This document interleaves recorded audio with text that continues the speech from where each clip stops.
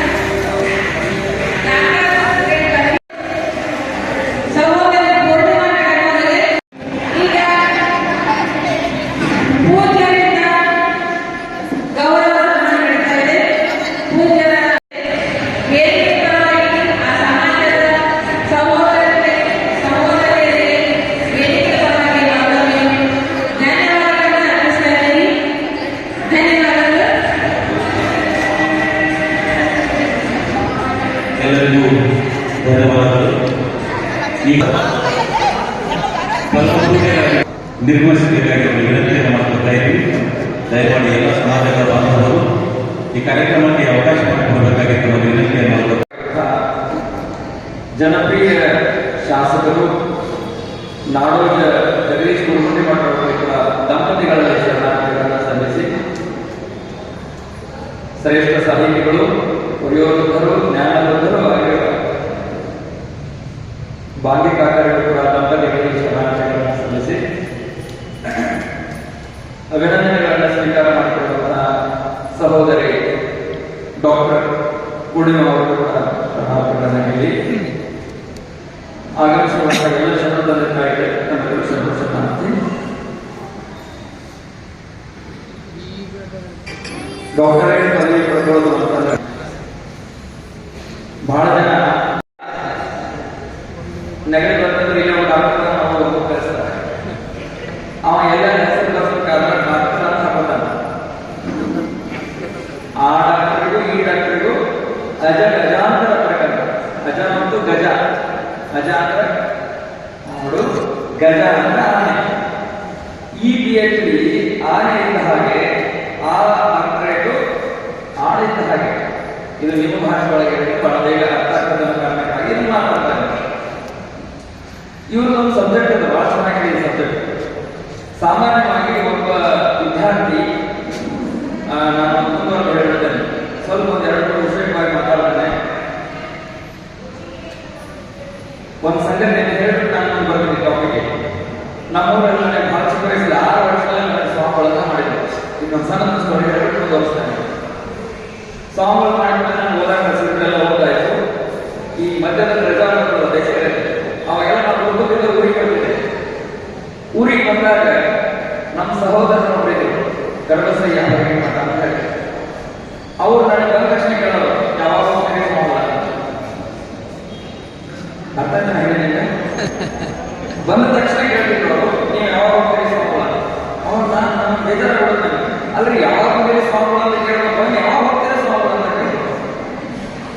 ನಾನು ಇಲ್ಲಿ ಗಮನಿಸ್ತೇನೆ, ಅವಾಗ ನಾವು ಬೇಜಾರಾಗೋದು, ನಮ್ಮ ತಾಯಿಯಂತೂ ತುಂಬಾ ಬೇಜಾರಾಗೋದು. ಯಾಕಂದ್ರೆ ಮಗ ಮಗನಿಂದ ಯಾವಾಗ ಬಂದೆ ಅಂತ ಕೇಳ್ತಾನೆ. ಆಶ್ಚರ್ಯ ಗೊತ್ತಲ್ಲಿ ಒಂದೆರಡು ಸರಿ ನಮ್ಮ ತಾಯಿ ಜಗಳ ಮಾಡಿದ್ರು. ನೀ ಕೇಳೋದು ತಪ್ಪು. ಸ್ವಾಮಿಗಳು ಯಾವಾಗ ಬಂದ ನಾನು ಕೇಳೋದು ನೀನ ಯಾಕೆ ಬಂದಿ ಅಂತ ಕೇಳ್ತಿರಲ್ಲ. ಅವಾಗ ಒಂದು ಮಾತು ಹೇಳಿದ್ರು. ಆ ಮಾತನ್ನು ಎಲ್ಲರೂ ಕೇಳ್ಕೊಂಡ್ರೆ ಬಹಳ ಖುಷಿ ಆಗುತ್ತೆ. ಅವಾಗ ನನ್ನ ಪೂರ್ವಾಶ್ರಮದ ಸಹೋದರ ಮಾತು ಹೇಳಿದ್ರು, ಸ್ವಾಮಿಗಳು ಅಂತಂದ್ರೆ ಸುದ್ದಿ ಬಿಟ್ಟಾಗೆಲ್ಲ ಮನೆ ಬರೋಲ್ಲ, ಜಮಖಂಡ ಡಾಕ್ಟರೇಟ್ ಸ್ವಾಮಿಗಳು ಈ ಮಾತನ್ನು ನಾನು ಯಾಕೆ ಗಮನಿಸ್ತೀನಿ ಅಂತಂದ್ರೆ, ಅದು ಒಂದು ಮಾತು ನಾನು ಬಹಳ ಚಿಕ್ಕ ವಯಸ್ಸಲ್ಲಿ ನನಗೆ 24 ವರ್ಷಕ್ಕೆ ನನಗೆ ಡಾಕ್ಟರೇಟ್ ಮಾಡಲಿಕ್ಕೆ ಕಾರಣ ಯಾರು ಒಳ್ಳೆಯ ವರ್ಷಗಳು ಅವಾಗ ಅವ್ರು ಆಡಿದ ಮಾತು ಡಾಕ್ಟರೇಟ್ ಮಾಡೋದು. ನಮಗೆ ಡಾಕ್ಟರೇಟ್ ಬಂದಾಗ ಕಾರಣವನ್ನು ಗುರುತಿಸಿ ನನಗೆ ಗೌರವಿಸಿದ್ದಾರೆ.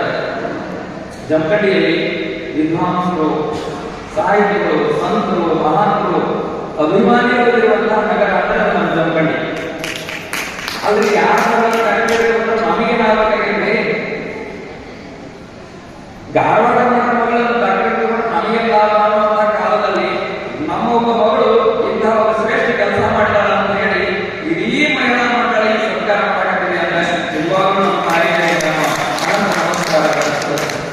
ನಮ್ಮ ತಾಯಿ ಮಗಳು ನಿಮ್ಗೆ ಇನ್ನೊಂದು ಸಂದರ್ಭ ಗೊತ್ತಿರಲಿ, ಜಮಖಂಡಿ ನಾನು ಗೊತ್ತೇ ಇದೆ ಅನ್ನೋ ಒಬ್ಬ ಸ್ವಾಮೀಜಿ.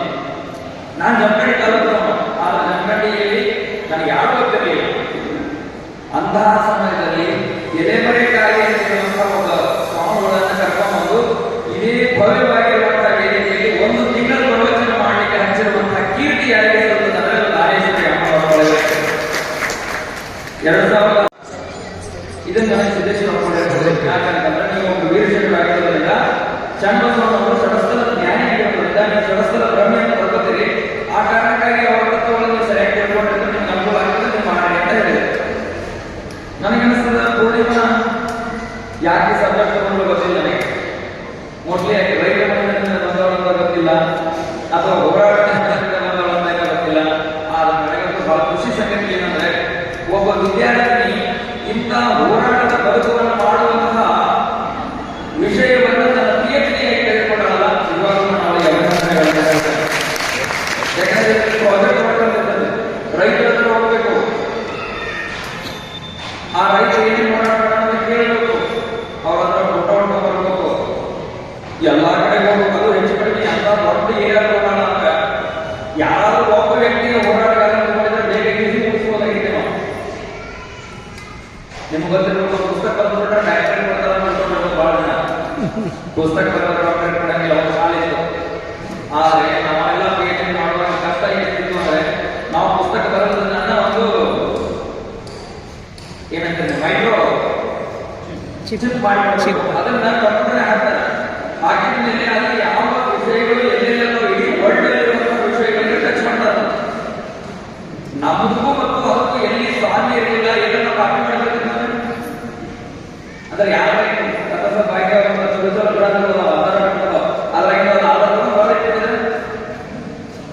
ಅಂತ ಎಲ್ಲ ಗ್ರಂಥಗಳನ್ನ ಮೀರಿ ಅವೆಲ್ಲೂ ಇಲ್ಲದೆ ಇರುವಂತಹ ವಿಷಯಗಳನ್ನು ಸಂಗ್ರಹ ಮಾಡಿರುವಂತಹ ಒಂದು ಗ್ರಂಥವನ್ನ ನಿಮ್ಗೆ ಗೊತ್ತಿರಲಿ. ನಮ್ಮ ನಾಟಿನಲ್ಲಿ ಕೂಡಿಗೆ ನಾನು ಸಣ್ಣ ಮನೆಗಿಲ್ಲ, ಕನಿಷ್ಠ 5 ಯೂನಿವರ್ಸಿಟಿಗಳು, ಉದಾಹರಣೆಗೆ Gulbarga university, Mysuru university, Bangalore university, Mangaluru university, Dharwad university, ಈ 5 ಯೂನಿವರ್ಸಿಟಿಯವರೆಲ್ಲ ಒಂದೊಂದು ಕೂಡುತ್ತಾರೆ. ನಮ್ಮ ಅಪಾರ್ಟ್ಮೆಂಟ್ ನಿಲ್ಲಿಸಿರ್ತಾರೆ, ನಮ್ಮ ಗೈಡ್ ನಮ್ಮ ಜೊತೆ ಕೂತಿರ್ತಾರೆ, ನಮ್ಮ ಜೊತೆ ಕೂತಿರ್ತಾರೆ. ಒಟ್ಟು ನಾವು ಹಿಂಗಿದ್ರು ಅವರೆಲ್ಲ ಕೂತಿರ್ತಾರ. ತಾವು ಹೆಂಗ್ ಬೇಕು ಪ್ರಶ್ನೆ ಕೇಳ್ತಾರೆ. ಹೆಂಗ್ ಬೇಕಾದ್ರೆ ಮನೆ ಬಗ್ಗೆ ಹೆಂಗ್ ಮಾಡ್ತಾರೆ ಕಾಣಿಲ್ಲ. ಈ ಗ್ರಂಥದ ಬಗ್ಗೆ ನೀವು ಈ ಅಭಿವ್ಯಕ್ತ ವಿಜಯಪುರ ಜಿಲ್ಲೆ ರೈತರ ಹೋರಾಟಗಳ ಸಬ್ಜೆಕ್ಟ್ ಇದೆಯಲ್ಲ, ಇದನ್ನ ಯಾಕೆ ಫಸ್ಟ್ಗೆ ಪ್ರಶ್ನೆ ಕೇಳಿದೆ ಯಾಕಂದ್ರೆ ಈ ಸಬ್ಜೆಕ್ಟ್ ಯಾಕೆ ನೋಡಿ ಮೊದಲೇ ಪ್ರಶ್ನೆ. ನಮ್ಮ ಹೇಳಿದ್ರೆ ಮಾಡಿದ್ರಿ ನಡೆಯಲಿಲ್ಲ. ನೀ ಯಾಕೆ ತಗೊಂಡು ಯಾವ ಕಾರಣಕ್ಕಾಗಿ ತಗೊಂಡು ಇದಕ್ಕೆ ಮುಗಿಸಾಕಿ ಯಾವ ಸಲಹೆ ಎಷ್ಟು ಹೇಳಬೇಕು ವಿತ್ ಲೀಗಲ್ ಡಾಕ್ಯುಮೆಂಟ್ರಿ ಕೊಡ್ಬೇಕಾಗುತ್ತೆ. ನಾವೆಲ್ಲ ಒಂದು ಬ್ರಿಡ್ಜ್ ಐತಿ ಅಂದ್ರೆ ನಡೆಯಲಿಲ್ಲ. ಅದು ಬ್ರಿಡ್ಜ್ ಎಲ್ಲಿ ಕಟ್ಟಿದ್ರು, ಯಾರು ಕಟ್ಟಿದ್ರು, ಏನ್ ಕಟ್ಟಿದ್ರು. ಬಹಳ ಸಂತೋಷ ಸಂಗತಿ ಏನಂದ್ರೆ, ಮೊಟ್ಟ ಮೊದಲಿಗೆ ರೈತರು ಹೋರಾಟ ಮಾಡಿ ಕಟ್ಟಿರುವಂತಹ ನಮ್ಮ ರಾಷ್ಟ್ರದ ಏಕೈಕ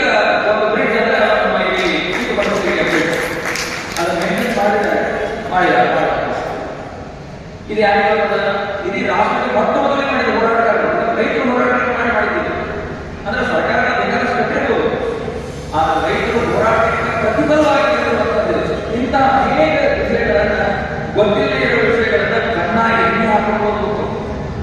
ಇದನ್ನೆಲ್ಲ ಬರೆದು ಇಂಥ ದೊಡ್ಡ ನನಗೆ ಮೊದಲಿಂದಲೂ PhD ಮಾಡಬೇಕನ್ನುವಂತ ಹಂಬಲ ಇತ್ತು, ಇಲ್ಲ ಅಂತಲ್ಲ. ಆಗ ಹೋಗಿದ್ರೆ ಏನಾದ ಅಮೌಂಟ್ ಜಾಸ್ತಿ ಆಗ್ತದೆ, ಬುಕ್ ಬರೀಬೇಕು, ಏನಿದೆಲ್ಲ ಕ್ಲಾಸ್ ಮಾಡೋದು ಗಾಡಿ ಅಂತ ನಾನು ಬಿಟ್ಟಿದ್ದೆ.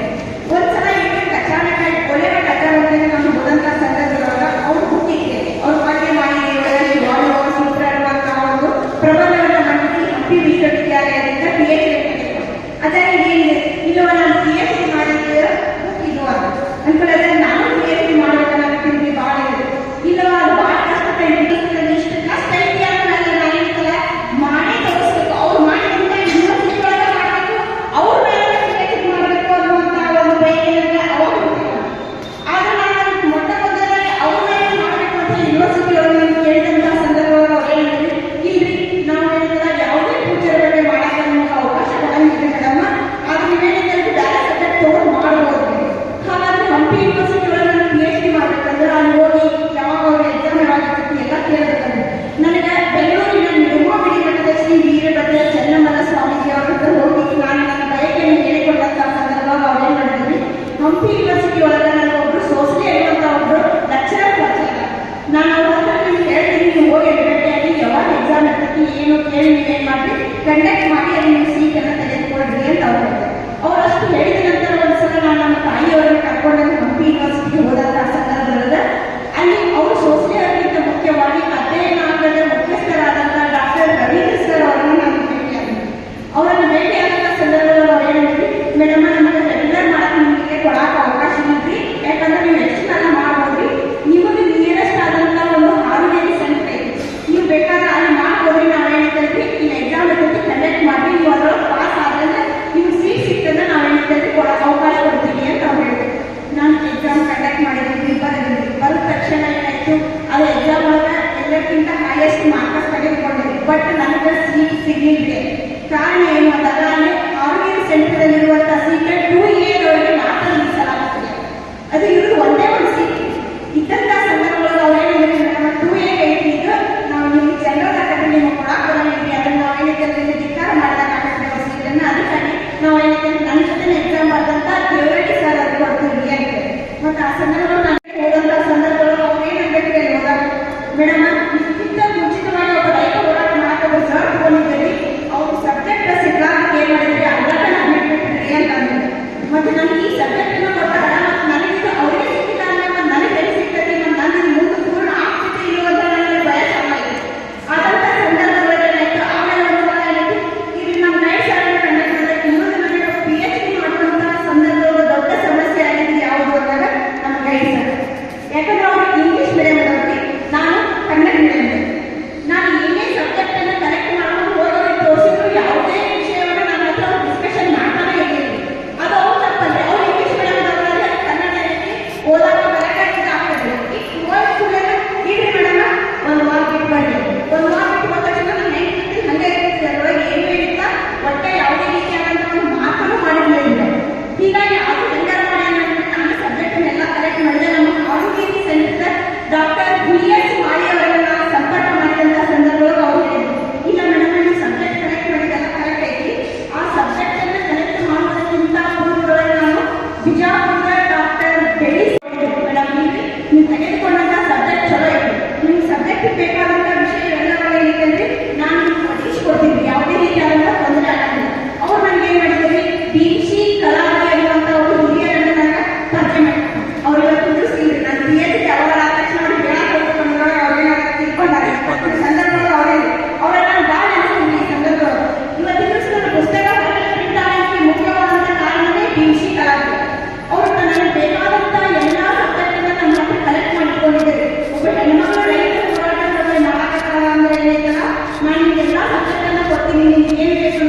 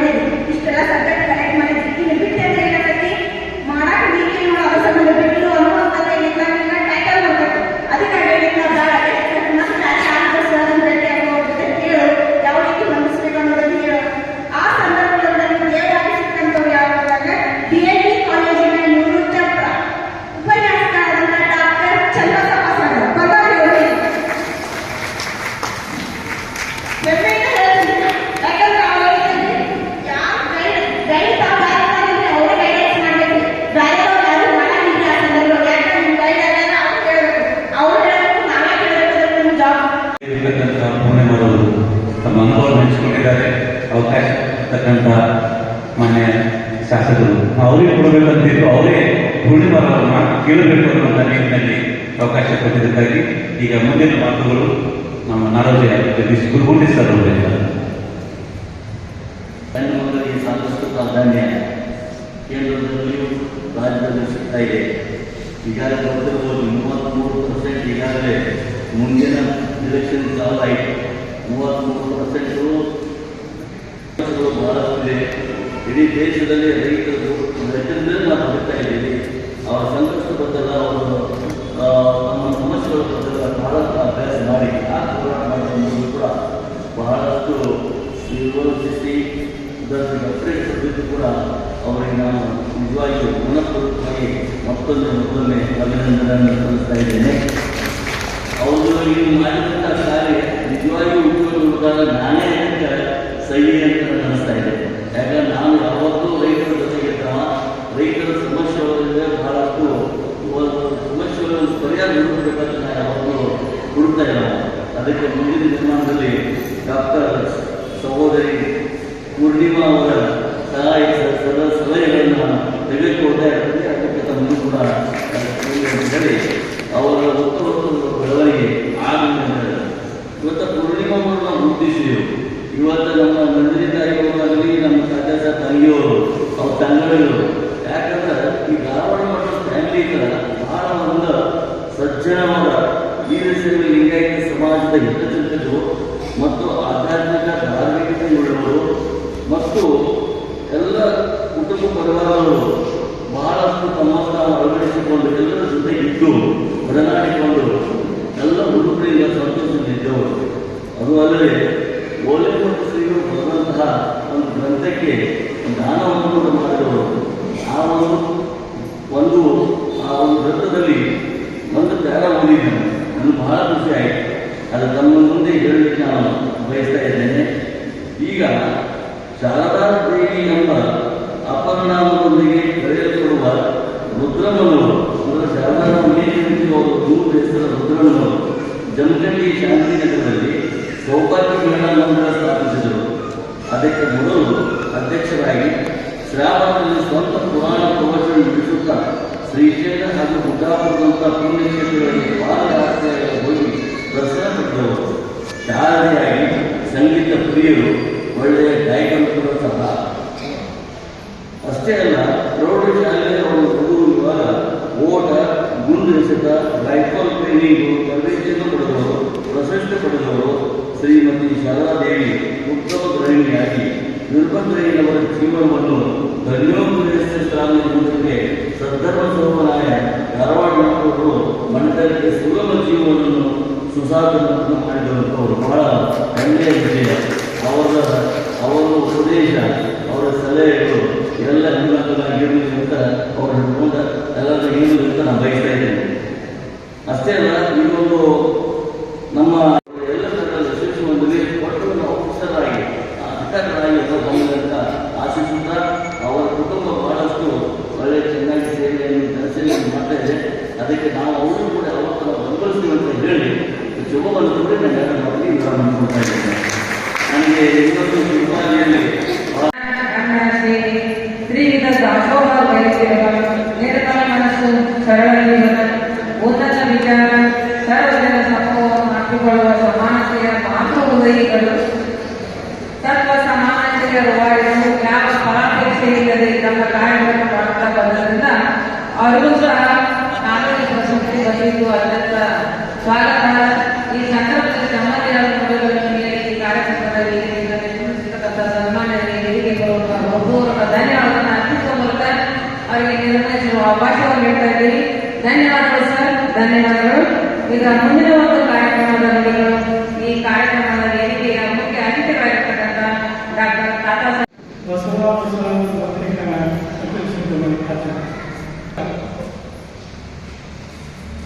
ವಿಷಯ ಕೇಳಿದ ನಾನು ಯಾವುದು ಐರೋಚಿತ ವಿಚಾರದಿಂದ ರೈತ ಹೋರಾಟದ ಸಂದೇಶದಿಂದ ನಾನು ಮಾಡಿದ್ದೀನಿ. ಅದು ಕೇಳಿದ್ರೆ ನನಗಿಷ್ಟು ಆನಂದ ಆಗೋದು. ಯಾಕಂದ್ರೆ ನೇಕಾರ ಹೋರಾಟದ ಬಗ್ಗೆ ನಾವು ರಾಜ್ಯ ತುಂಬ ಹೋರಾಟ ಮಾಡಿದಾಗ ಒಂದು ಒಂದೇ ಒಂದು ಶ್ರಮ ಇತ್ತು. ರೈತರಿಗೆ ಅನ್ಯಾಯ ಮಾಡಬಾರ್ದು, ನೇಕಾರರಿಗೆ ನ್ಯಾಯ ಕೊಡಬೇಕು. ರೈತ ಮತ್ತು ನೇಕಾರ ಒಂದೇ ನಮ್ಮದೇ ಆಗುತ್ತೆ. ಇವತ್ತು ರೈತರು ಹತ್ತಿ ಬೆಳೆಯುವ ನೇಕಾರ ಅವಕಾಶ ಆಗಿದೆ. ಈ ರೀತಿ ನಾವು ಹೋರಾಟ ಮಾಡಿದ ಹಿನ್ನೆಲೆ ಒಳಗೆ ನಮ್ಮ ಹೋರಾಟದ ಹೆಜ್ಜೆ ಒಳಗೆ ಕೈ ಅಂತ ಡಾಕ್ಟರ್ ಪೂರ್ಣಿಮಾ ಮೇಡಮ್ ಅವರಿಗೆ ನಾನು ಹೇಳ್ತಿದ್ದೀನಿ. ಯಾಕಂದ್ರೆ ಕೈಯ ಮಾಡಿಲ್ಲ, ಮೊದಲ ಮಾಡಿಲ್ಲ, ಯಾಕೆ ಡಾಕ್ಟರೇಟ್ ಪರವಾದ ಬಳಿಕ ನಮ್ಮೆಲ್ಲರಿಗೂ ದೊಡ್ಡ ಸ್ಥಾನದಿಂದ ಹೆಣ್ಮಗಳು ಇವತ್ತು ನಮಗೆ ಗೌರವಕ್ಕೆ ಸ್ಥಾನದಲ್ಲಿರುವುದನ್ನು ಅವರಿಗೆ ಮೇಡಮ್ ಅಂತ ನಾವು ಹೇಳ್ತಿದ್ದೇವೆ.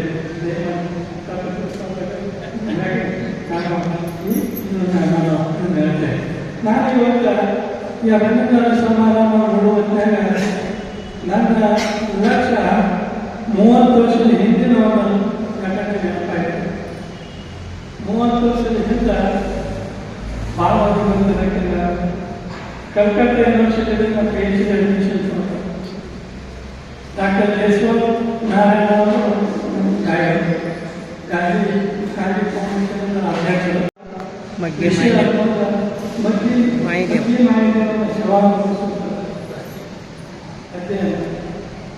ಮಗ್ಗಿ ಮಾಡಬೇಕಂತ ಯಾವ ಇದೇ ನಮ್ಮ ಜಿಲ್ಲಾ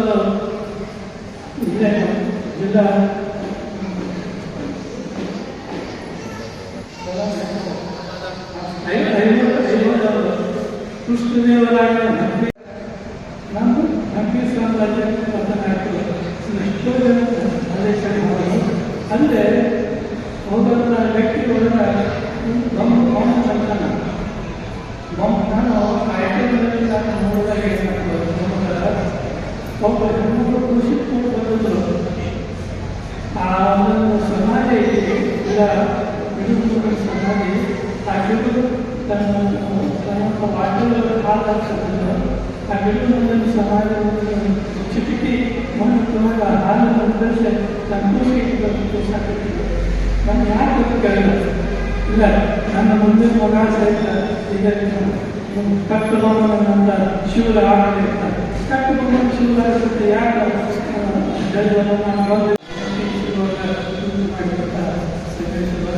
ಕನ್ನಡ ಜನ ಅಭಿವೃದ್ಧಿ ನಮ್ಮ ವರ್ಷಗಳು ಆ ಸಂಗೀತ ಕನ್ನಡ ಮಾತಾಡ್ತಾರೆ.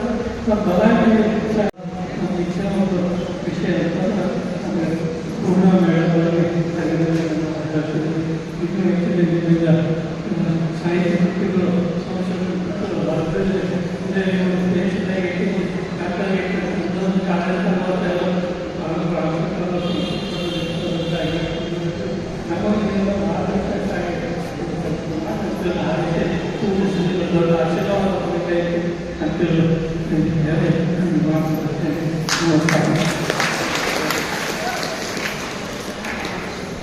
ಕಾರ್ಯಕ್ರಮದಲ್ಲಿ ಭಾಗಿಯಾಗಿ ಅತಿಥಿ ಸ್ಥಾನವನ್ನು ವಹಿಸಿಕೊಂಡು ಕಾರ್ಯಕ್ರಮ ಕುರಿತು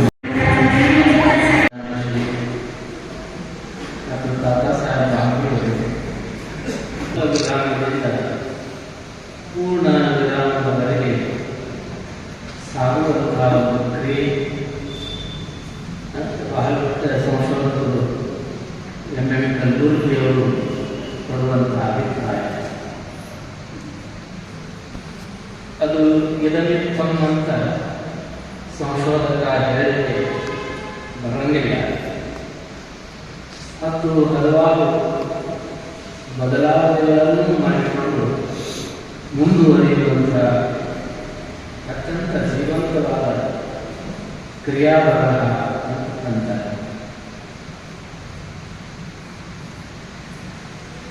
ಅರಿವು, ಔಷಧಿ, ಅನ್ನ, ಆಶ್ರಯ,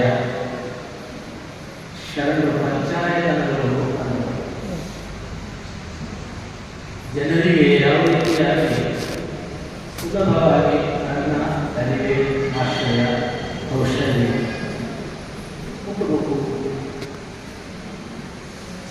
ಮೊದಲನೇ ಇಂಟರ್ನೆಟ್ನಲ್ಲಿ ಅಂತಿಮ ಕ್ಷಣಗಳು ಅಂತೇಳಿ 4 ಗಣ್ಯರನ್ನು ಚಿತ್ರ ತೋರಿಸಿ ಕೆಳಗಡೆ ಬರುತ್ತೆ. ಸದ್ದಾಂ ಹುಸೇನ್ ಅಂತಿಮ ಬಯಕೆ, ಅಬ್ದುಲ್ ಕಲಾಂ ಅವರ ಅಂತಿಮ ಬಯಕೆ. ನನಗೆ ಇವುಗಳ ಗೊತ್ತಿಲ್ಲ, ನೆನಪಾಗಲಿಲ್ಲ. ಸದ್ದಾಂ ಹುಸೇನ್ ಅವರ ಬಯಕೆ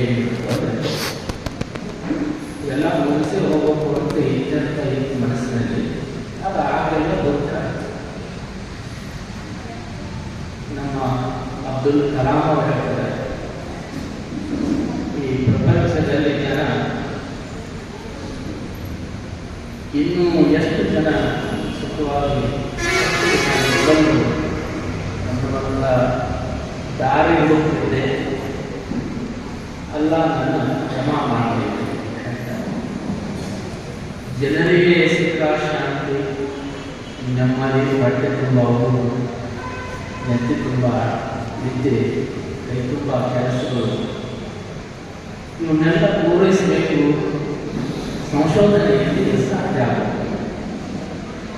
ಯಾವ ಗುಡ್ಡ ಹೊಡೆದ ಗುಡ್ಡನ ಹೊಡೆದು ಏನು ಸಿಕ್ಕಿದ್ರು ಒಂದು 4 ಇಲ್ಲಿ ಹಾಕಿ ನಾವಲ್ಲ ಗುಡ್ಡ ಹೊಡೆದು ಇಲ್ಲಿ ಹೊಡೆದಿರ್ತೇವೆ.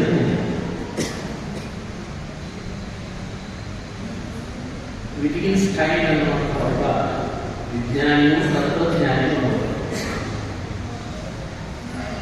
ಆ ಹೆಣ್ಣುಮಗಳಿಗೆ ಮಡಿ ಯಾರೋ ಸತ್ತಿರ್ತಾರೆ. ಯಾರು ಸತ್ತಿರ್ತಾರೋ ಇಷ್ಟು ಆಗಬೇಕಾದ್ರೆ ವಯಸ್ಸಿನ ಹುಡುಗನ ಸತ್ತಿರ್ತಾರೆ. ಯಾರಿರ್ತಾರೋ ಈಗೆಲ್ಲ ರಾತ್ರಿಯೆಲ್ಲ ಬಡಬಡಿಸ್ತಿರ್ತಾರೆ. ವ್ಯಾಕುಲ ಗಂಡ ಬರಿತಿರ್ತಾನೆ. ನಮ್ಮ ರೈತರು ಆಶೆ ಬಿಟ್ಟು ನೀರು ಬಿಟ್ಟು ಗೊಬ್ಬರ ಚೆಲ್ಲಿ ಹಾಗೆ ಮನುಷ್ಯನಿಗೆ ಕ್ಯಾನ್ಸರ್ ಆಗ್ತದೆ, ಏಡ್ಸ್ ಆಗ್ತದೆ, ಗುಣ ಆಗಲಾರದ ರೋಗ ಅಂತ ನಿರ್ಣಯ ಆಗಿರ್ತದೆ. ಹಾಗೆ ಭೂಮಿಗೆ ಇವತ್ತು ಏನು ಬರಬಾರದ ರೋಗಗಳೆಲ್ಲ ರೈತನ ಆದಾಯ ಕಡಿಮೆ ಆಗಿರ್ತದೆ. ನೀರಾವರಿಯಿಂದ ನೀರಾವರಿ ಒಳಗಡೆಯಿಂದ ಜನರಿಗೆ ಏನು ಅನಾಹುತ ಆಯಿತು ಅನ್ನೋದ್ರ ಬಗ್ಗೆ ತಾಲೂಕಾ ವೈಸ್ ಚಿಂತನೆ ಮನೆ ಬಿಲ್ಡಿಂಗ್ ಬಂದಿದೆ. ಬರಲಿ, ಆದರೆ ಏನು ಮಾಡಬೇಕು ಬಂದಿದೆ. ಆ ಬಿಲ್ಡಿಂಗ್ ಸ್ವಾಮೀಜಿ 4 ಪುಸ್ತಕಗಳು